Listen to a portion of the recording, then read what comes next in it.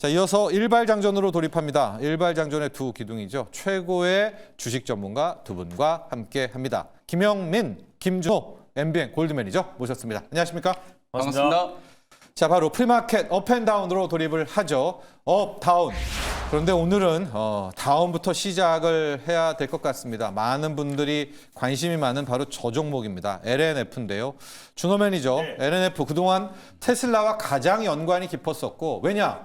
테슬라한테 거의 3조 원대 수주를 하면서 그것을 맞습니다. 하는 가장 밀접한 테슬라 대장주였었는데, 계약 취소 공시가 나왔고 어제 애프터마켓부터 흔들렸습니다. 현재 LNF가 8.9% 거의 9% 가까운 급락을 하고 있습니다. 내용 좀 이야기해 주시고 오늘 대처법까지도 볼까요? 네, 일단은 테슬라와 LNF가 2023년도 2월 달에 3조 한 8천억 정도 수준의 그거였죠. 하이니켈 네. 양극재 이제 공급을 했었었는데 이게 뚜껑을 열어보니까 공급 시기가 2024년도와 2025년도까지였어요. 근데 이제 총 공급량이 이제 3조 8천억으로 6.4만 톤 정도 수준이었는데 실제로 0.02톤, 그러니까 돈으로는 973만 원 정도로 공급했기 때문에 실질적으로는 지금 이제 아예 그냥 출하가 안 됐다라고 봐도 무방하다라고 보시면 될 것 같은데 이 부분이 결국 이제 전기차의 어떤 전반적인 수요 둔화도 어느 정도는 타당성이 있겠지만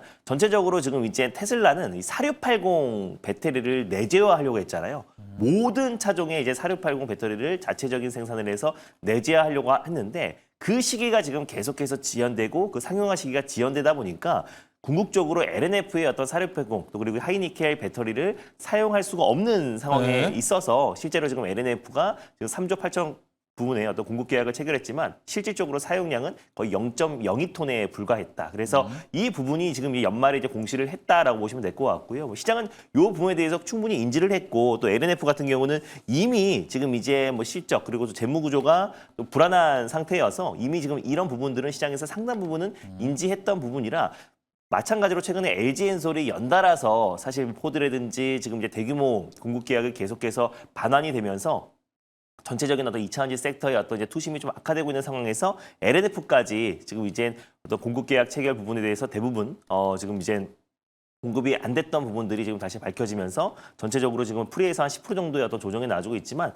이거는 사실상 시장에서 상당 부분은 선반영됐던 악재다라고 보시면 될 것 같고요. 실제로 이제 그 프로젝트에 한해서는 결국 이제 LNF의 어떤 공급이 제한적이었지만 향후 지금 테슬라와도 꾸준하게 지금 이제 파트너십이 구축되어 있는 상태고 그리고 또 ESS 쪽의 어떤 대규모 또 이제 공급 논의를 또 하고 있는 상황이다 보니까 이 부분에 대해서 LNF가 추가적인 어떤 공급을 한다라고 했을 때는 그래도 시장이 좀 이제 빠르게 안정을 찾지 않을까라고 좀 보고 있습니다. 그래서 이 부분은 사실 이 전기차 수요 둔화는 이미 2차전지 소재 기업들에는 주가에는 반영이 됐다라고 좀 보고 있고요. 그러니까 테슬라가 이제 4680 배터리를 내재화하는 과정에서 그 상용화 시기가 지연되다 보니까 LNF의 어떤 이제 그 하이니켈 또 배터리의 또 이제 부분이 좀 실패로 좀 추정되면서 실제로 지금 LNF가 그 공급이 어떤 이제 좀 제한적이지 않았나라고 좀 보고 있고 이게 일단 좀 2차전지 섹터의 어떤 전반적인 어떤 그 섹터의 어떤 확산이 될지는 좀 지켜봐야 될 부분이 있고요. LNF의 어떤 단기적인 악재로 좀 볼 가능성이 좀 높다라고 보고 있습니다. 그래서 LNF를 보유하고 있는 분들은 오늘 오히려 좀 조정이 나와줬을 때 물량 한 절반 정도는 좀 줄여놓는 게 좋은 게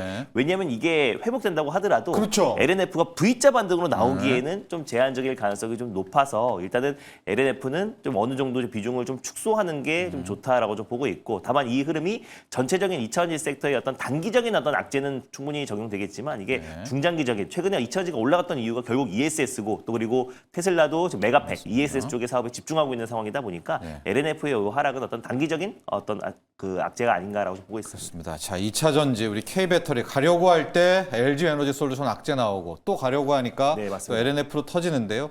이참에 좀 안 좋은 뉴스를 다 털고 가는 또 그런 계기도 삼았으면 좋겠습니다. 자, 프리마켓 업앤다운으로 한 번 더 가보도록 할 텐데요.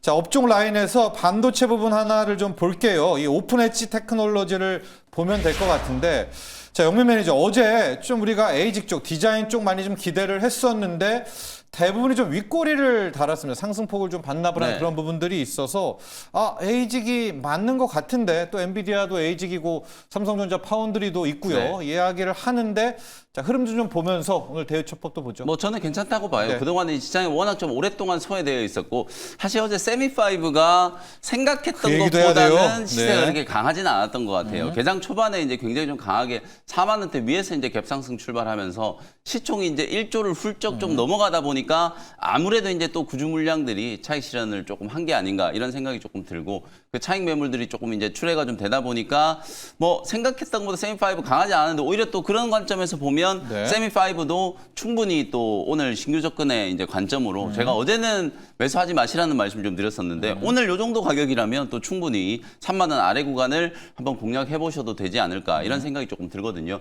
이슈가 이제 부각되기 시작한 건 분명한 것 같아요. 오늘 또 간밤에 엔비디아가 이제 그럭을 인수하는데 29조 원이 너무 과한 거 아니야? 막 이런 이제 얘기를 하는데 그거죠. 예. 저는 이제 과하다고는 생각하지 않아요. 왜냐하면 엔비디아가 워낙 좀 수익성이 좀 높고 사실상 이 AI 진영의 학습의 단계에서 이제 추론의 단계로 이제 나아가는 요 과정에서 엔비디아가 이제 주도권을 잡고자 하는 대규모 이제 좀 투자가 진행되는 거나 마찬가지이기 때문에 우리가 이제 최근까지 또 있었던 AI 버블론 이제 논란과 거의 결이 비슷한 것 같아요. 지금은 막 일단은 뭐 묻지마 투자를 하는 것 같은데 네. 결과는 나중에 우리가 확인할 수 있는 부분들이니까 시장은 이걸 네. 잘했다 못했다 지금 현재 시점에서 이제 평가를 하다 보니까 투자 금액이 조금 과하다 뭐 이런 얘기들이 지금 나오면서 엔비디아 주가도 오늘 간밤에 이제 조금 하락하긴 했었거든요. 네. 근데 사실상 이제 시장을 좀 선점한다는 측면에서 그리고 이제 이 AI 사이클이 뭐 당장 끝날 것 같지 않아요. 저는 앞으로 한 3, 4년 이상은 충분히 더 좀 진행될 수 있는 과정이다라고 이제 보여지기 때문에 그리고 이제 추론의 단계에서는 사실 우리가 이제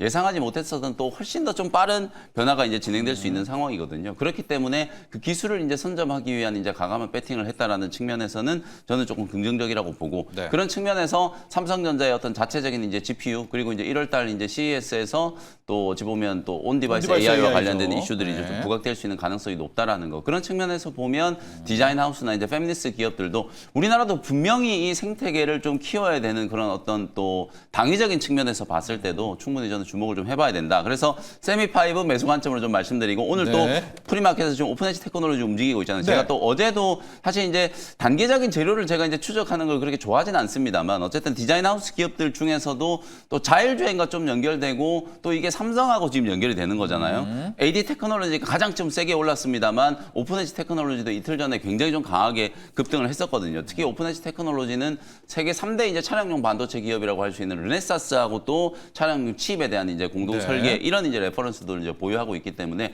지금 삼성이 어쨌든 GPU 이제 얘기를 좀 띄우고 있고 전장 쪽 이제 강화하는 또 M&A가 나오고 있잖아요. 거기에 다 연결시킬 수 있는 기업이 또 오픈에지 테크놀로지이기 때문에 삼성향 수혜주 하면 또 AD 테크놀로지, 오픈에지 테크놀로지 이런 기업들을 꼭 좀 떠올려야 된다. 어저께 눌림목 조정이 좀 있었기 때문에 오픈에지 테크놀로지도 15,000원 아래에서 이제 접근을 해서 한 네. 2만 원 정도 이제 타겟을 좀 보고 대응을 좀 해보셔도 충분히 좀 공략이 가능할 것 같다. 이렇게 이제 정리를 좀 해드리겠습니다. 자, 오픈엣지 테크놀로지 지금 프리마켓에서 봤습니다. 어제 세미5가 장대 음봉이 나와가지고 겸사겸사 네. 에이직 설계 쪽을 다 시세를 반납을 했습니다. 그러나 영민 매니저가 좀 이야기를 해주셨죠.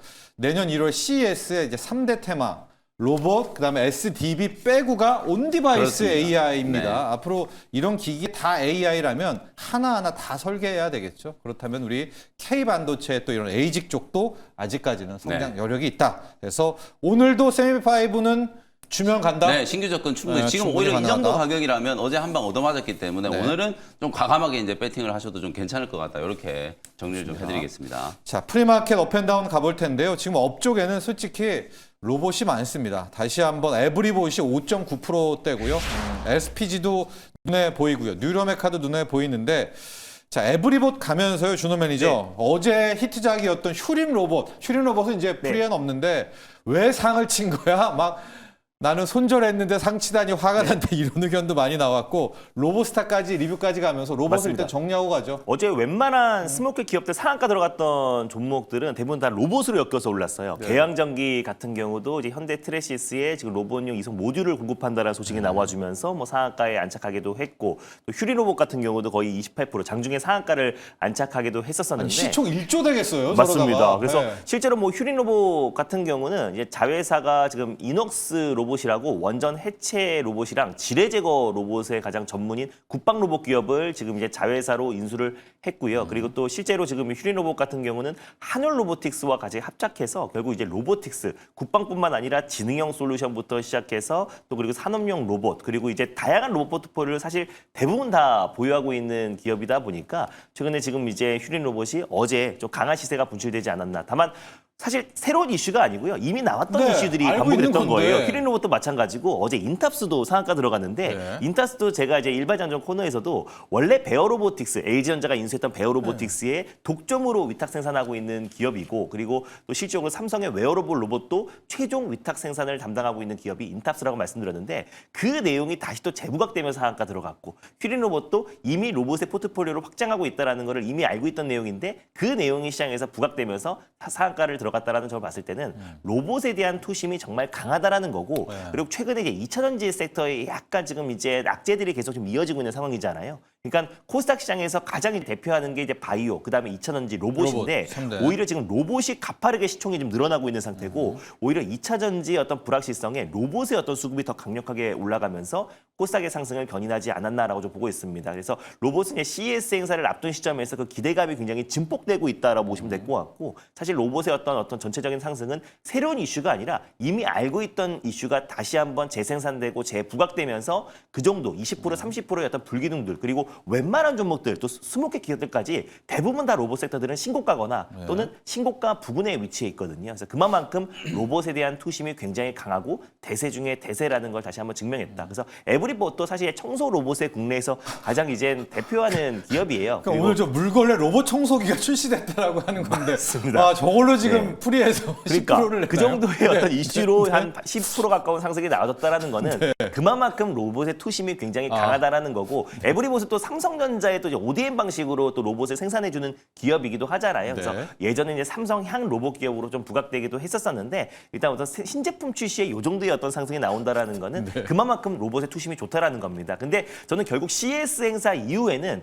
실질적인 수혜 기업들만 살아남고 그때 이제 기대감만으로 올라갔던 기업들은 빠르게 좀 차익 매물이 출회되고 세론이 나올 가능성이 높다라고 보고 있어요. 그래서 CES가 1월 6일이다 보니까 1월 6일 전까지는 로봇 섹터에서 실질적으로 진짜 스마트 팩토리 그리고 그 기업별로 가장 큰 수혜를 받을 수밖에 없고 그리고 이제 본격적인 매출 성장이 또 숫자가 찍히는 기업들 중심으로 우리가 포트를 구성해 놔야지 지금 이제 최근에 스몰cap 기업들까지 막 인타스부터 막 그동안 소외됐던 종목들까지 지금 시세가 분출되고 있는 상황에서 무리하게 추격 매수하기보다는 오히려 진짜 진또배기. 그러니까 뭐 항상 말씀드리잖아요. 뭐 삼성은 레인보우 로보틱스, SPG 그리고 이제 LG는 뭐 로보스타, 로보티즈, 네, 그리고 뭐 SK는 유일, 뭐 시메스 항상 제가 강조했던 종목들 현대는 뭐 HL 만도라든지 현대오토에버 이런 핵심적인 종목들로 우리가 어느 정도 포트를 집중을 해놔야 되는 거지. CS 행사 앞두고 이제 20개 기업들까지 그리고 그동안 소외받았던 종목들까지 이렇게 줄 상한가, 줄 시고가 랠리가 나와주고 있는 상황에서는 조금은 조심할 필요가 있지 않을까라고 좀 보고 있습니다. 로봇스타 간단하게 가격 전략만 볼게요. 네. 예, 뭐 2차 로봇스타는 네. 이제 LG가 이제 확실한 방향을 설정한 것 같아요. 뭐 서비스 로봇, 클로이 로봇도 있지만 일단 스마트 팩토리 솔루션 센터를 설립을 하면서 결국 B2B 방식으로 지금 많은 글로벌 테크 기업에게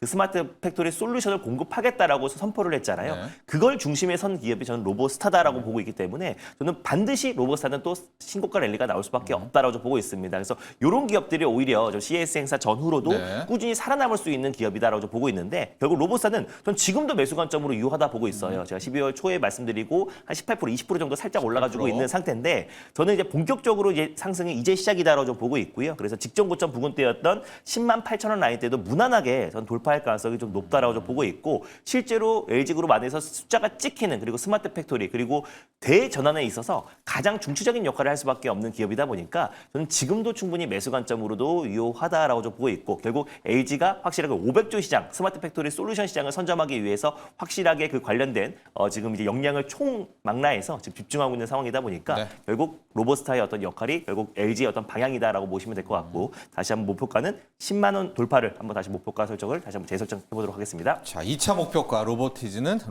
10만 8천 원 제시를 했습니다. 자, 이제 영민 매니저 일발을 출동해야 되는데 오늘 마지막 거래일입니다. 영민 맞습니다. 매니저. 오늘의 일발 상큼한 걸로 네. 가볼까요? 상큼할지 모르겠는데 올해 이제 진짜 어느덧 마지막 거래일이고 한 해를 이제 좀 마무리하는 시점이기 때문에 사실 올해 시장 좋았잖아요. 사실 너무 코스피 지수도 좋았죠. 뭐 70%가 넘게 네. 이제 급등을 했고 코스닥도 40% 훌쩍 넘게 이제 상승을 했기 때문에 내년도 이제 올해만 갔다면 뭐 굉장히 좀 만족할 만할 것 같다. 그래서 사실 지금 이제 단기적으로 봤을 때 12월 달 이제 시장에서 이제 주목을 받았었던 이제 반도체 그다음에 이제 제약 바이오 그리고 로봇 이런 업종들 제외하고 올해 분명히 좀 좋았었는데 내년에는 어떨까 하는 이제 그런 업종 중에 하나가 저는 전력 인프라 쪽이라고 이제 보거든요. 네. 그래서 벼르고 이제 최근 한 1, 2주 동안에 언제쯤 이제 소개를 한번 해드릴까 이제 보다가 어저께 전력 관련된 종목들이 뭐 대한전선이라든지 LS 마린 솔루션 이런 이제 케이블 만드는 기업들도 급등이 나왔고 구리와 함께 날아갔죠. 네, 효성중공업을 네. 이제 포함해서 또 3대장 종목들도 일제히 다 어제 이제 상승이 조금 들어왔기 때문에 우리가 이제 내년에도 좀 AI 인프라 투자 그리고 이제 전력 인프라 종목들에 대해서 관심을 좀 가지실 필요가 있다라는 측면에서 오늘은 3대장을 제외하고 그 다음에 이제 4대장? 또 주목을 좀 해봐야 되는 일진전기라는 네. 종목을 오늘 공략을 좀 해보도록 하겠습니다. 최근에 또 이 전력 인프라 쪽에 또 M&A, 뭐 엔비디아 하면 M&A 하는 게 아니라 전력 인프라 쪽에서도 M&A 이슈가 이제 계속 좀 불거지고 있어요. 구글이 이제 인터섹트를 대략 한 7조 조금 못 되는 이제 금액이 좀 인수를 좀 했고 소프트뱅크도 이제 디지털 브릿지라는 기업을 대략 한 5조 원 정도 이제 규모로 인수한다라는 게 이제 간밤에 이제 좀 간밤에 발표가 좀 나왔습니다. 됐었어요. 그래서 어쨌든 우리도 전력 인프라 쪽에 대한 이제 투자 움직임이 계속 이제 가속화되고 있는 상황이고 우리도 이제 AI와 관련된 뭔가 이제 좀 성과를 분명히 만들어야 되잖아요. 어제 네이버 카카오가 그래도 쬐끔이라도 상승을 해줘서 연말에 그나마 조금 전 다행이다라는 생각이 좀 드는데 한국형 이제 AI와 관련된 이제 대표적인 이제 기업들이잖아요. 뭐 소프트뱅크 쪽이 아니 소프트웨어 쪽이 아직은 조금 이제 소외되어 있는 부분이긴 합니다만 어쨌든 네이버와 카카오도 내년에는 좀 부진을 좀 털고 예. 주가 흐름도 조금 좋아지길 좀 기대를 좀 해보고 어쨌든 이제 전력 인프라 쪽은 이런 식으로 이제 AI와 관련된 이제 산업이 확장된과 동시에 뗄래야 뗄 수는 없는 이제 산업 인프라적인 이제 관점에서 이제 바라봐야 되는 이제 업종들이기 때문에 내년에도 대규모 투자가 좀 진행되고 AI 데이터 센터에 대한 투자 그리고 이제 전력망 강화에 대한 투자 이런 것들이 진행될 수 있다라는 걸 구글과 소프트뱅크의 이 M&A를 통해서 여러분들이 한 번 더 이제 좀 각인을 하시면 좋을 것 같다. 일단 뭐 일진전기는 가장 좀 중요한 모멘텀은 일단 북미 시장이라고 봐요. 요즘에 이제 효성중공업, 뭐 HD 현대일렉트릭 이런 기업들의 이제 밸류가 굉장히 좀 높게 올랐던 건 결국은 우리 내수 시장 때문이 아니잖아요. 네. 그 미국 시장을 포함해서 해외 시장에서 이제 수주가 지금 계속해서 늘어나고 있고 북미 시장을 이제 찍고 그다음에 유럽과 중동 가야죠. 쪽 이런 쪽으로 계속 이제 해외 쪽 수주가 이제 늘어나고 있다는 게 가장 핵심이라고 이제 보면 되거든요. 일진전기도 2분기 말을 이제 기준으로 봤을 때 한 19억 달러 정도 수주 잔고 앞으로 이제 계속 이제 수주 잔고가 늘어날 수 있는 가능성이 상당히 좀 높고 3분기 때 이제 실적만 봐도 사실은 이제 실적이 굉장히 좋았거든요. 영업이익이 353억 정도면은 저는 실적은 굉장히 좀 잘 나왔다라고 보는데 이게 시장의 눈높이가 지금 너무 높아요. 이제 전력 인프라 종목들도 사실 효성중공업도 그렇고 HD 현대일렉트릭도 그렇고 거의 대부분 다 이제 실적 발표를 하고 나서 그때가 이제 단기 고점을 이제 형성하고 조정이 좀 떨어졌거든요. 효성중공업도 고점 대비해서 한 20, 30% 정도 조정이 좀 들어온 거고 HD 현대일렉트릭도 마찬가지였고 일진전기도 지금 고점 대비하면은 20%가 넘는 이제 조정이 이제 맞아요. 진행이 좀 된 상황이에요. 네. 그래서 실적에 대한 눈높이를 과연 이제 어느 정도까지 이제 충족시킬 수 있을 것인가? 저는 내년에도 충분히 이제 이 가이던스 정도는 충분히 이제 충족을 좀 시킬 수 있을 거라고 보거든요. 4분기 때는 한 376억 원 정도. 그리고 내년 1분기, 2분기 때도 꾸준하게 이제 300억 후반에서 400억 초반대 이제 영업이익이 좀 나올 수 있을 걸로 기대가 지금 되고 있기 분기당요. 때문에 예. 실적적인 측면에 있어서는 큰 불확실성이 별로 없다. 이렇게 이제 보여지고요. 특히나 또 미국 이제 동부 전력청 쪽에 4,300억 정도 이제 수주가 좀 됐고 이게 내년부터 본격적으로 이제 매출 인식이 좀 될 거거든요. 그럼 이제 확실히 이제 탄탄한 이제 또 수주해 놓은 잔고들이 좀 있기 때문에 우리가 조선업종이라든지 방산업종이 중장기 이제 사이클에서 실적에 큰 흔들림이 없었던 거는 탄탄한 이제 수주 잔고가 이제 있었기 때문이거든요. 그런 측면에서 보면 일진전기도 미국 동부 전력청 쪽에서 4,300억 정도 이제 수주해 놓은 게 내년부터 이제 실적이 인식된다라는 거. 요게 이제 하나의 호재라고 보시면 되고 우리나라에서도 또 초고압 케이블과 관련된 이제 프로젝트들이 계속 좀 진행되고 있으니까요. 해저 케이블과 관련된 이제 수주들도 추가적으로 진행될 수 있는 가능성이 상당히 좀 높다. 특히나 또 많은 전문가분들이 이제 일진전기 이제 좀 관심 가지는 게 일진전기는 우리가 좀 익히 알고 있는 것처럼 또 구리하고 관련이 있잖아요. 변압기하고 그러니까요. 전선을 네. 같이 생산할 수 있는 유일한 기업이다. 이제 이렇게 알려져 있기 때문에 참 우리가 속된 말로 좀 썰을 풀기가 좀 좋은 종목이거든요. 근데 이제 최근에 이제 구리 가격이 이제 급등함과 동시에 사실 구리 관련된 종목들이 이제 주목을 받긴 했습니다만 일진전기는 어제 이제 겨우 이제 조금 올라온 거예요. 물론 이제 간밤에 은 가격이 좀 떨어지고 구리도 이게 뭐 받았어요, 저도. 마진콜에 대한 이제 네. 얘기가 좀 나오고 막 이런 좀 시끄러운 이슈들이 좀 있긴 했었습니다만 어쨌든 구리 쪽이 이제 쇼티지 올해만 하더라도 이제 구리 가격이 한 35% 정도 상승을 좀 한 거고요. 내년에도 계속 이제 구리 쪽은 이 광산 설비 자체가 굉장히 좀 노후화되어 있는 상황이기 때문에 산업적인 측면에서 구리에 대한 수요는 계속 늘어나고 있는데 사실은 이제 이 광산이 좀 노후화되어 있다 보니까 생산의 효율성도 떨어지고 그러니까 이제 규조적으로 이제 쇼티지가 좀 진행될 수밖에 없는 이제 그런 산업적인 환경이 분명히 좀 있거든요. 그래서 내년에도 구리 가격이 이제 상승할 수 있는 가능성이 상당히 좀 높다. 근데 조금 고민스러운 부분은 과연 이제 구리 가격 상승하는 게 일진전기하고 어떤 도움이 되나? 전선 가격 그 판가 가격이 인상. 이제 어제 네. 판가를 인상을 시켜야 이제 그게 매출로 연결되는 부분인데 어찌 보면 또 원가는 또 올라가는 부분이잖아요. 이제 그런 측면에서 보면 사실은 이건 이제 양가적인 측면이 분명히 좀 있는 부분이긴 합니다만 우리가 주식 투자는 또 좀 직관성이 필요하잖아요. 항상 구리가 가격이 올라가면 구리 수혜주들 이제 좋고 뭐 전선주가 금 가격 있었으니까. 올라가면 이제 네. 금 가격 올라가고 뭐 이런 흐름이기 때문에 어저께 대한전선 주가도 이제 바닥에서 네. 제법 좀 강하게 이제 급반등이 좀 들어온 것처럼 일진전기는 이제 변압기 쪽 매출과 구리 쪽 이제 전선 전선과 있죠. 관련된 이제 이슈에서도 분명히 이제 좀 주목을 좀 해볼 수 있을 만한 그런 종목이다라고 정리를 하면 될 것 같습니다. 차트를 보면서 이제 가격 전략 한번 제시를 좀 해드릴 텐데 어쨌든 저는 지금 전력 인프라 관련된 종목들 효성중공업도 차트 한번 좀 보여드리면은 주가가 충분히 좀 매력적인 가격까지 기간 조정을 좀 거쳤다라고 보거든요.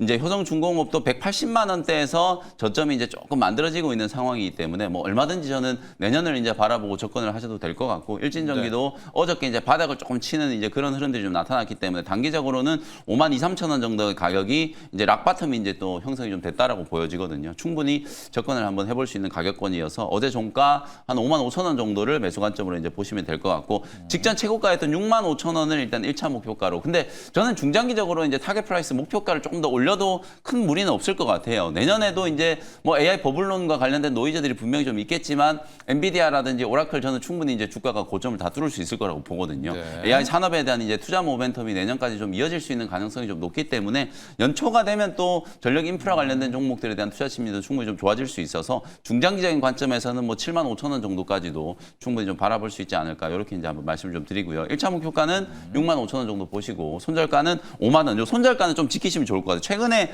여러 가지 노이즈들이 있었는데도 불구하고 5만 원은 아예 건들지 않았거든요. 그러니까 5만 원이 깨지면 그냥 기계적으로 손절한다라고 생각하시고 가격 전략 참고하시면 되겠습니다. 자, 오늘 영민 매니저의 일발은 일진전기입니다. 우린 변압기 종목으로 알고 있지만 이제 전선에서도 상당한 강자고요. K방산을 받지만 한 25에서 30 정도 빠지면 그렇습니다. 올라갑니다. 다 급반등이 나오죠. 네네. 무너지지 않는다면. 네. 그렇다면 우리 전력 인프라들도 한 요 시점이 아니겠는가. 이제 이렇게도 함께 기술적 판단도 해볼 수가 있는데 일진전기의 이야기가 나와서 이 이슈 잠깐 볼게요. 지금 어제 오늘 최고 핫 이슈가 이 새만금인데요, 여러분. 용인에 있는 반도체 클러스터를 새만금으로 이제 이전할 수가 있다. 그런데 이제 안 된다. 또 여러 가지가 있는데 오늘 과연 이제 이 이슈가 어떻게 주식시장으로 갈지는 모르겠습니다. 이게 신재생으로 갈지 아니면 정말 간다면 전력 인프라도 가야 네. 될 것 같고 네. 이걸 어떻게 해석을 네. 해야 될까요? 예? 저는 뭐 결론적으로 그건 효율성이 굉장히 좀 떨어진다. 그리고 안갈것 실제로 이제 같아요. 용인 네, 쪽에 네. 삼성전자가 이제 겨우 용인에 이제 참여한다는 그런 기사들이 어제 나오기 시작했는데 네. 갑자기 또 새만금 얘기가 나오니까 이게 이제 반도체는 아무래도 이제 집적이 좀 중요하거든요. 그리고 공정을 이제 사실 뭐 공장을 짓는 것 자체가 뭐 3개월, 6개월 뚝딱뚝딱 해서 지을 수 있는 게 아니거든요. 이게 굉장히 좀 긴 시간을 놓고 프로젝트를 해야 되고 삼성이 지금 P5 투자한다고 얘기 나온 게 벌써 수년 전인데 네. 아직도 지금 구체화되지 않고 있는 거잖아요. 용이네. 그런 부분들을 감안하면은 사실 갑자기 이제 새만금의 반도체 산단을 이전한다는 거 이거는 조금은 이제 정치적인 이슈. 내년에 이제 6월 달에 또 이제 지방선거가 있고 그러다 보니까 아마 이제 그런 측면에서 좀 얘기가 나온 것 같아서 그래서 이제 산업적인 측면과 우리나라의 이제 경제 구조나 이런 것들을 이제 감안해 봤을 때 저는 조금 이게 좀 비효율적인 이제 얘기다. 이렇게 말씀을 좀 드리고 싶습니다. 자, 뭐 당분간 좀 오래 갈 것 같습니다. 이야기가요. 용인 반도체 클러스터의 뭐 전부 아니면 일부를 새만금으로 뺀다. 안 된다. 그럼 이제 새만금 자체의 또 개발 이슈가 나올 수도 있을 것 같고 이래저래 한번 시장 반응 오면 저희가 개장 때도 이 새만금 이슈들 살펴보도록 하고요. 준호 매니저한테 질문이 하나가 와 있는데요. 네. 허선영님께서 로봇이 다 날아갑니다. 뭐 웬만한 거 5배, 6배, 네. 뭐 8배, 10배도 있고요. 두산 로보틱스는 왜 안 가는지 이유가 있을까요? 참 일단 두산 로보틱스 같은 경우는 이제 국내에서 이제 협동 로봇 1등인데 제가 이제 작년 제가 자유로를 외칠 때도 대장은 레인보우 로보틱스라고 말씀을 네. 드렸었잖아요. 그래서 왜냐하면 국내에서는 1등 기업은 맞지만 이게 전 세계 시장 점유율로 본다고 했을 때는 뭐 ABB라든지 뭐 그리고 또 이제 유니트리 같은 대표적인 기업들이 거의 대부분의 점유율을 차지하고 있는 상태라서 앞으로의 어떤 성장성 측면을 본다고 했을 때는 오히려 레인보우 로보틱스가 훨씬 더 빠른 속도로 좀 점유율을 늘려갈 수 있다라고 말씀드렸고 또 이제 두산 로보틱스 같은 경우는 뭐 두산 박핵 관련된 이제 M&A 뭐 이슈 같은 경우도 인수합병 이슈도 굉장히 있었었고 또 그리고 실질적으로 두산 로보틱스가 최근에 또 이제 두산에서 또 이제 두산 로보틱스의 지분을 지분 매각. 68%에서 50%까지 줄이고 거의 1조 가까이 매각을 해서 그런 것 SK 같아요. 실트론 관련된 네. 인수를 하기 위해서 자금 마련을 했잖아요. 그러니까 그만큼 SK에서는 여전히 로봇보다는 이제 반도체에 더욱더 집중한다라는 어떤 시각도 좀 팽배해져 있는 상태다 보니까 다른 로봇주들이 좀 급등할 때 상대적으로 상승폭이 좀 제한적이지 않았나라고 좀 보고 있습니다. 그리고 특히 두산 로보틱스 같은 경우는 다른 이제 기업들이 사실 휴머노이드 로봇에 좀 집중하고 있는 상태잖아요. 근데 이제 두산 로보틱스는 아직까지는 그 휴머노이드 로봇 쪽, 또 피지컬 AI 쪽에 좀 집중하고 있거나 그 관련된 R&D 투자라든지 대규모 어떤 이제 기술 투자가 없는 상태다 보니까 이런 부분에서 이제 다른 대형 이젠 로봇 기업들 대비해서는 상승폭이 제한적이지 않았나. 왜냐면 현대 같은 경우는 이번에 아틀라스 로봇 공개한다고 했죠. 뭐 삼성도 나옵니다. 레인보우 로보틱스 1월에. 인수하면서 삼성만의 휴머노이드 로봇과 로봇 포트폴리오를 지금 다방면으로 공개를 하고 있는 상태고 LG 또한 마찬가지로 속도를 내고 있는데 관련해서 두산은 좀 제한적인 모습이잖아요. 그래서 이런 부분들도 시장에서는 오히려 지금 이제 두산은 오히려 지금 로봇보다는 약간은 이제 반도체 또 웨이퍼 쪽에 좀 집중하고 있다라는 어떤 시각에 최근에 어떤 상승에 좀 제한적이지 않았나. 다만 두산 로보틱스는 장기적으로는 저는 의미가 있다고 보고 있는 게 최근에 또 이젠 지능형 솔루션 기업 원엑시아를 또 인수를 하기도 했잖아요. 그러니까 하드웨어 로봇 기업을 벗어나서 이제 소프트웨어 기업으로 확실하게 좀 발돋움하려고 하고 있는 움직임이 나와주고 있기 때문에 오히려 좀 이 단기적인 어떤 노이즈만 좀 지나고 나면은 오히려 중장기적인 어떤 성장성은 두산 로보틱스도 좀 우리가 의미가 있지 않나라고 좀 보고 있어서 가격적인 매력은 그래 다른 로봇 기업들 대비해서는 좋지 않나라고 좀 보고 있습니다. 좋습니다. 허선영님 뭐 주식의 오래된 격언 물량 앞에 장사 없다. 네. 두산이 이제 SK 실트론 살려고 이제 지분 매각을 했거든요. 그 물량 네, 나오면서 맞습니다. 이제 이 좋은 장에 좀 쉬는 것 같습니다. 지금 에브리봇 보니까 12%가 급등하고 있어요. 지금 네. 에브리봇이. 근데 재료는 지금 로봇 청소기 출시거든요. 그 하나로도 지금 12%를 네, 맞습니다. 가게 되는 그만큼 지금 투심과 돈들이 로봇에 관심이 있다라는 것을 볼 수가 있겠고요. 자, 첫 번째 이슈 가보도록 하겠습니다. 하이닉스, 삼성전자 이야기를 안 할 수가 없습니다. 지금 삼성전자와 하이닉스 투자자들은 너무나도 행복한 연말을 보내고 있습니다. 영민 매니저. SK 하이닉스 64만 닉스, 삼성전자 12만 전자 다 해주고 있고 마이크론 사상 최고가 홀로 또 간밤에 네. 찍었습니다. 그래서 뭐 악재 좀 영향을 찾아볼까 하다가 하나 정도가 지금 발굴됐고 뭐 뉴욕에서도 그걸 꼽더라고요. 내년 1월에 창신 메모리 CXMT가 좀 상장이 되는 네. 요 영향이 뭐 디램값, 낸드값, 메모리 시장에는 어떻게 영향을 좀 미칠까요? 저는 뭐 시장 전체에는 큰 영향은 없을 것 같고 수급적으로 아무래도 이제 창신 메모리가 중국에서 이제 굉장히 좀 뜨고 있는 메모리 기업이기 때문에 내년에 이제 상장이 되고 나면 약간은 이제 수급 위축이 있지도 않을까 뭐 이런 걱정을 하는 그걸 좀 건데 하는 저는 거죠. 뭐 별 영향 없을 것 같고 SK 하이닉스가 또 LDR 분명히 또 상장할 것 같아요. 예. 그래서 그렇게 되면 또 이제 하이닉스도 또 미국 시장에서 더 좀 주목을 좀 받을 수 있는 가능성이 좀 있기 때문에 뭐 창신 메모리 상장되는 거에 대해서는 크게 걱정을 좀 안 하셔도 될 것 같고 오히려 이제 간밤에 엔비디아 주가는 하락하고 마이크론 테크놀로지 주가는 좀 올랐다. 이제 네, 요게 오히려 조금 많이 중요할 올랐죠. 것 같은데 네. 앞서 말씀드린 것처럼 이제 엔비디아는 그러고 이제 인수에 대한 어떤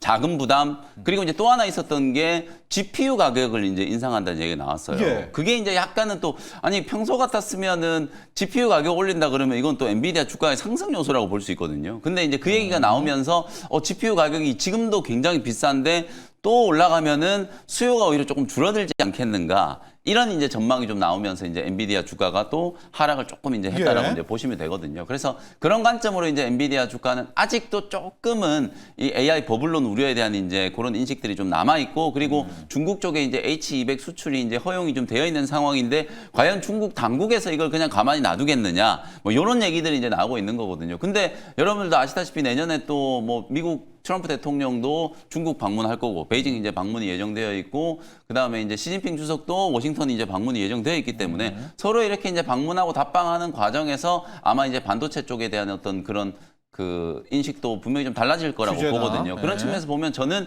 이미 지금도 여러분들이 뭐 아시던 것처럼 암시장에서 뭐 엔비디아 칩을 중국 기업들이 이미 대량으로 다 사다 쓰고 있다라는 건 뭐 누구나 다 알고 있는 사실이 이기 때문에 내년에 이제 H200과 관련된 이제 신규 매출이 충분히 이제 엔비디아의 실적에도 이제 반영될 수 있다. 그런 측면에서 보면 H200에 들어가는 HBM3E를 공급하는 하이닉스와 또 삼성전자 유력하게 이제 떠오르고 있잖아요. 그리고 이제 HBM4 시장이 이제 내년 2월부터 본격적으로 이제 양산을 좀 시작한다라는 점. 네. 그리고 결정적으로 레거시 이제 D램 쪽은 워낙 지금 쇼티지가 좀 심하다. 굉장히 지금 저는 심할 거라고 봐요. 내년에도 이게 어마어마하게 이제 반도체 가격이 상승할 거기 때문에 진짜 여러분들이 좀 번외의 얘기지만 노트북, 컴퓨터, 핸드폰 바꾸실 분들은 오늘 내일 중에 꼭 좀 바꾸시라. 네. 내년에도 저는 반도체 가격이 굉장히 강하게 지금 올라갈 거라고 이제 보기 때문에 그런 측면에서 보면 사실 실적적인 측면에 있어서는 삼성전자, 하이닉스 지금 당장은 뭐 악재성 요소가 거의 없어 보인다. 그리고 이제 당장 이제 신정 연휴가 끝나고 나면은 삼성전자의 이제 또 4분기 잠정 실적 발표가 있을 거잖아요. 이제 그때 분위기를 조금 더 띄울 수 있는 가능성이 좀 있기 때문에 네. 뭐 삼성전자와 하이닉스는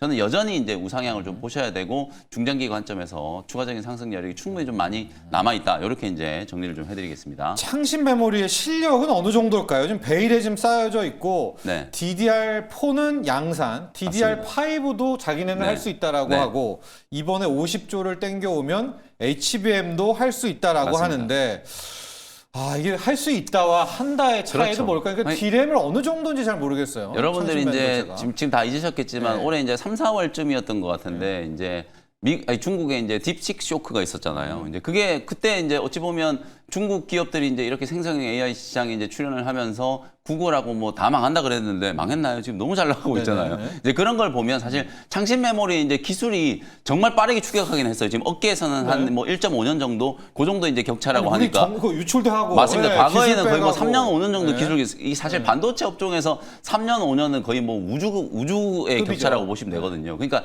거의 추격할 수 없는 수준이라고 이제 봤는데 지금 한 1.5년 정도 수준으로 거의 이제 뭐 많이 이제 격차가 좁혀졌으니까 분명히 이제 삼성전자, 하이닉스 입장에서도 좀 경계는 좀 해야 되겠습니다만 일단 HBM 쪽은 저는 뭐 당장 아무리 대규모 없다. 투자를 한다라고 해도 따라오기는 조금 어려운 이제 기술 격차가 있다라고 보고 DDR4나 DDR5 쪽은 분명히 이제 기술 격차가 된것 계속 좀 같아요. 좁혀지고 있는 상황이라고 이제 보여져요. 다만 요것도 한 1년 이상의 지금 격차가 이제 벌어져 있는 상황이니까 수급 경색을 이제 해소하기에는 조금 부족하다. 그래서 중국 내수 쪽은 이제 분명히 좀 영향을 좀 받을 수 있겠습니다만 지금 AI 트렌드 안에서 첨단 칩을 이제 얘기를 좀 했을 때는 아직까지는 뭐 우리 국내 기업들하고 또 미국의 마이크론도 마찬가지고요. 3대 메모리 기업하고 경쟁하기에는 조금은 기술 격차가 좀 있지 않은가 이렇게 이제 분석을 할 수 있을 것 같습니다. 네. 자, 프리마켓 쪽을 한 번 더 놓고 보니까 너무나 많이 올라서 이제 좀 지겨우실 수도 있는데 HL 만도도 눈에 들어오고 있고요. 현대 오토에버도 한 거래량도 실리고 있습니다. 현대 오토에버 준호 매니저 네. 갈게요. 내년 1월 CES SDV가 아예 주제 중에 하나더라고요. 맞습니다. 3대 주제 중에 하나. 근데 결국 그 SDV가 결국 이제 자동차가 소프트웨어 돼야 이제 OTA라고 이제 무선 업데이트 서비스가 돼요. 그래서 무선 업데이트가 돼야지 이제 완전 자율주행에도 근접해질 그렇죠. 수가 계속 있기 업데이트가 때문에 되니까. 결국 자동차가 이제 핸드폰처럼 그러니까 바퀴 달린 스마트폰이라고 보시면 될 것 같은데 우리가 지금 휴대폰을 업데이트하는데 가만히 우리가 센터 가서 하지 않잖아요. 자동으로 이제 무선 업데이트되고 업데이트 버튼을 누르면은 자동으로 이제 업데이트가 되는 시스템이 되기 때문에 예. 그래야지 어떤 도로의 어떤 시시각각 변하는 환경과 그리고 이제 자동차의 어떤 문제들을 다 버그들을 잡아낼 수 있는 거기 때문에 일단 현대차가 가장 집중하고 있는 거는 자동차를 이제 스마트폰화, 그러니까 밖에 달린 스마트폰을 만들기 위해서 자동차를 소프트웨어화. 그래서 계속해서 정의선 그룹 회장도 매년 신년사에서 이제 현대차는 소프트웨어 기업이다라고 언급을 하는 것도 결국 이제 자동차를 이제 어떤 굴러다니는 어떤 이제 빅그룹이 아니라 결국에는 이제 소프트웨어화로 지금 빠르게 전환되고 있는 시점이다. 그래야 이제 완전 자율주행과 또 이제 미래 모빌리티의 어떤 혁신을 이룰 수 있는 거기 때문에 결국 지금 현대는 집중하고 있는 게 자동차를 SDV화하는 게 가장 이제 핵심이라 보시면 될 것 같고요. 그래서 결국 이번에 선보이는 게 SDV는 그냥 기본이고 결국 로보틱스, 이제 차세대 아틀라스, 3세대 아틀라스 로봇과 그리고 또 이제 북미 지역에서 내년부터 출시를 앞두고 있는 로보택시 관련된 시연, 이 두 가지의 시연을 앞두고 있기 때문에 시장에서는 그동안 영상으로만 보다가 실제로 많은 어떤 이제 대중들 앞에서 지금 이제 로보틱스와 그리고 로보택시의 어떤 시연을 첫 번째로 하기 때문에 그에 대한 어떤 관심이 가장 굉장히 높다라고 보시면 될 것 같습니다. 근데 보선 다이맥스의 유통과 AS를 담당하고 있는 현대 오토 에버야말로 그리고 또 거기다가 SDV죠. 맞습니다. 네. 추가적으로 그 이번에 차세대 스마트 팩토리 관련해서도 선보인다고 했어요. 그래서 결국 물류 자동화와 최근에 메타플랜트 아메리카를 중심으로 한 결국 자동화율을 정말 미친 듯이 끌어올리고 있는데 2030년까지는 거의 50% 그리고 2050년까지는 100% 무인화 공장을 도입하기 위해서 현대차가 속도를 내고 있는 상황에서 예. 결국 현대오토에버는 현대차의 물류 자동화, 스마트 팩토리 대전환, 그리고 SDV 전환에 있어서, 그리고 로보틱스 관련해서도, 그리고 또 이제 자율주행 관련해서도 다 관여하고 있는 기업이 현대오토에버니까 제가 예전부터 현대오토에버는 자식에게도 물려줄 수 있는 대표적인 기업 중에 하나다라고 말씀드렸습니다. 그러니까 향후에는 현대모비스랑 현대위아 같은 기업도 있고, 물론 현대모비스도 지금 액추에이터 쪽에 지금 개발을 하고 있는 기업이기도 하지만은 결국 이제 현대차의 어떤 미래를 책임질 수 있는 기업은 저는 현대오토에버다라고 좀 보고 있고요. 현대차가 이제 소프트웨어 기업으로 발돋움하는데 유일하게 현대차에서 상장되어 있는 소프트웨어 기업은 현대오토에버잖아요. 그러니까 당연히 모든 지금 디지털 대전환에 있어서 현대오토에버의 가치는 더욱더 급부상할 수밖에 없다고 보고 있고, 실적 또한 너무나 잘 나오고 있는 기업이다 보니까 지금도 이제 사상 최고치인데요. 저는 내년에도 계속해서 사상 최고치를 경신해 나갈 가능성이 굉장히 높기 때문에 저는 오히려 지금도 저는 매수 관점으로도 유효하다라고 좀 보고 있습니다. 네. 자, 그리고 이제 바이오 관련해서 영민 매니저 리뷰 들어가 보도록 할 텐데요. 네. 어제 뭐 저희들의 예측이 상당히 맞아 떨어졌습니다. 우리 큰 손분들이 바이오를 꽤 그렇습니다. 들어갔고요. 네. 올릭스하고 ABL 바이오인데 ABL 바이오가 약간 십자 도지가 나왔으니까 이제 올릭스 갔다가 ABL 네. 바이오 오늘 전략까지도 함께 보죠. 일단 뭐 네. 어제 알테오젠 쪽으로 말씀해 주신 네. 것처럼 큰 손들이 귀환이 됐어요. 최근에 왔죠. 개인 투자자분들이 알테오젠 정말 많이 팔았는데 네. 어제 이제 대규모로 이제 매수가 좀 들어오는 그런 모습이 좀 나타났고, 바이오 쪽에 대한 이제 투심도 조금 맞고. 안정감을 찾는 것 같고, 내년에 또 CES가 있지만 바로 이제 JP모건 헬스케어 컨퍼런스가 그다음 있잖아요. 주. 네. 우리 시간으로 이제 1월 12일 날 어센디스 파마부터 해가지고 뭐 줄줄이 지금 뭐 예. 사노피, 다이치 상표, 일라이 릴리, 뭐 노바티스, 아스트라제네카 우리가 익히 알고 있는 빅파마들이 총출동하거든요. 그래서 사실은 아직까지는 우리 기업들이 약간 이제 주연이라기보다는 조연. 메인 트랙에서 발표하는 기업은 삼바하고 셀트리온 2개 정도 셀트리온이죠. 있고요. 그 외에 이제 뭐 에이펙 트랙에서 발표하는 기업들이 한 서너 군데 정도 지금 예정이 좀 되어 있는데, 관계되어 있는 기업들이 굉장히 좀 많기 때문에 이제 주목을 좀 해야 되고, 그래서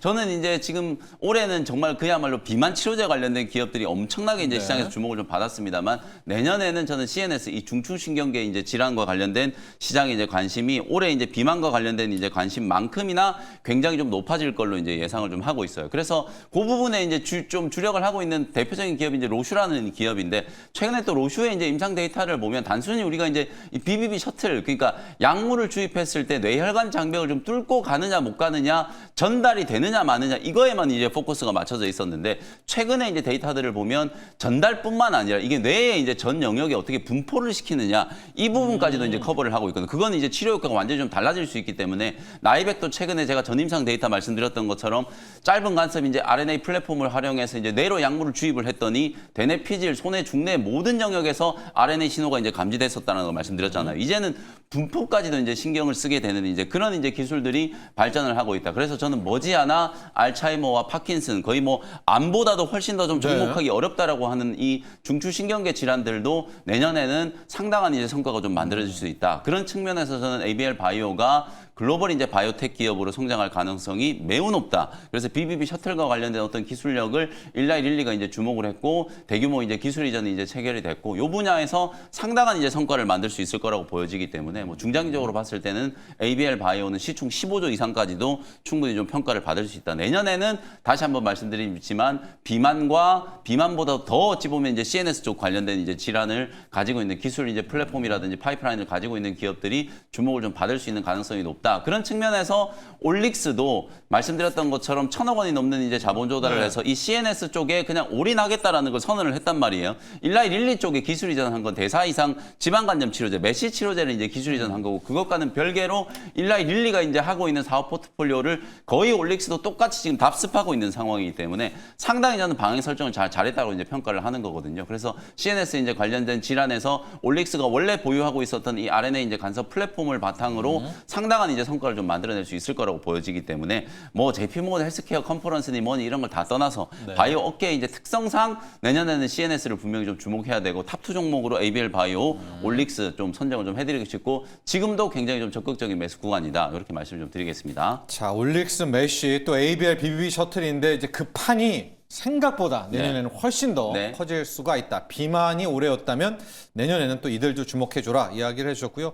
의견들 좀 올라오고 계시는데, YS킴님이 JP모건 헬스케어의 컨퍼런스에서 이제 크게 보면 메인 발표 기업들은 삼성바이오로직스, 셀트리온, 알테오젠, D&D 파마텍, 휴젤 이렇게 국내 기업 5곳입니다. 라는 또 좋은 정보를 주셨습니다.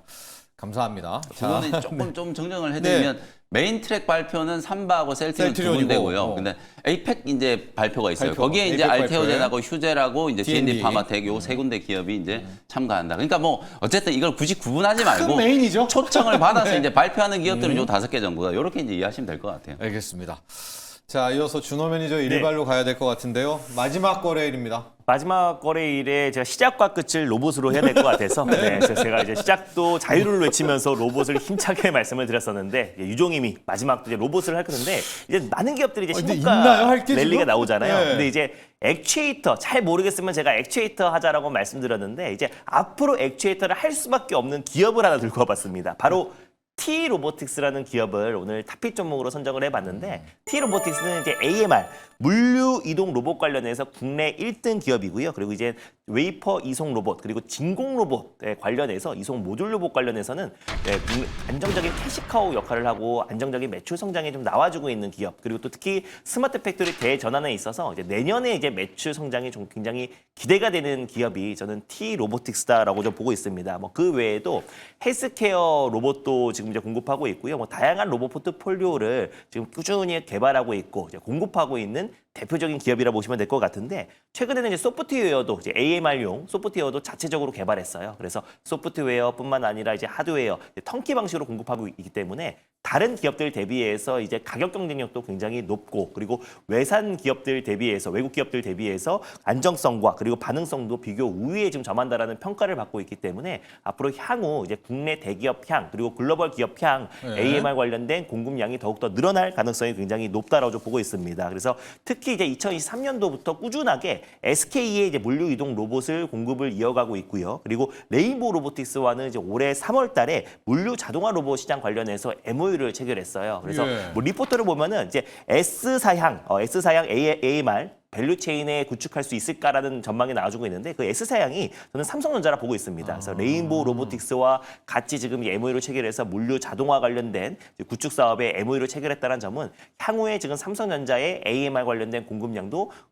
조만간에 공급 논의를 할 가능성이 굉장히 높다라고 보고 있고요. 실제로 지금 이제 매출의 거의 대부분, 거의 80% 이상은 해외 매출이라 보시면 될 것 같아요. 그래서 중국이나 일본, 또 유럽, 그리고 북미 지역에 글로벌 시장에 꾸준하게 이제 공급하고 있고 내년에 이제 스마트 팩토리 대전환에 있어서 폭발적인 매출 성장이 기대가 되는 기업입니다. 거기다가 유리기판 관련된 이송 로봇도 자체적으로 개발을 했어요. 그래서 이제 유리기판이 2027년도에 본격적으로 상용화한다고 했을 때 실제로 지금 유리기판 이송 로봇을 개발한 T-로보틱스가 직접적인 어떤 성장 동력이 될 가능성이 굉장히 높다라고 보고 있는데 저는 이 기업이 앞으로 이제 액추에이터는 사실 로봇의 가장 핵심이라 말씀드렸잖아요. AI 시대의 GPU라고 말씀드렸는데 저는 이제 이 기업이 제어 기술, 로봇 제어 기술을 가지고 있고 구동부 설계 기술을 가지고 있어요. 근데 이제 결국 액추에이터라는 건 이제 구동부라고 말씀드렸고 그 안에 제어기랑 이제 모터랑 감속기가 들어간다고 말씀드렸잖아요. 근데 이제 제어 기술을 가지고 있고 관련된 구동부 설계 능력을 가지고 있다라는 거는 조만간에 저는 T-로보틱스가 액추에이터 내재화를 할 가능성이 굉장히 높다라고 보고 있습니다. 일단은 AMR부터 이제 수직 계열을 통해서 자체적인 이제 액추에이터를 내재화할 가능성이 굉장히 높다라고 보고 있고 액추에이터를 자체적으로 개발할 가능성이 굉장히 높은 기업 중에 하나다라고 보고 있어서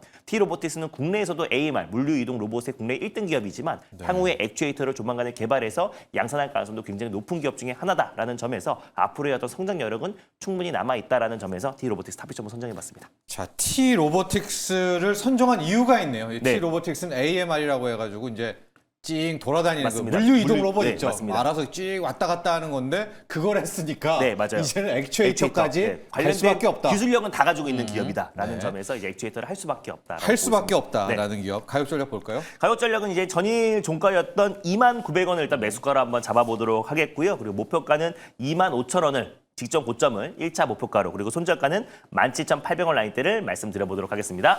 자, 오늘 준호 매니저는 T-로보틱스를 향했고요. 앞서 영민 매니저는 마지막 거래일 일발이 일진 전기로 향했습니다. 자, 1년간 우리 두 분의 전문가 두 기둥 수고 많으셨습니다. 오늘 끝까지 파이팅 하시기 바랍니다. 감사합니다. 고맙습니다.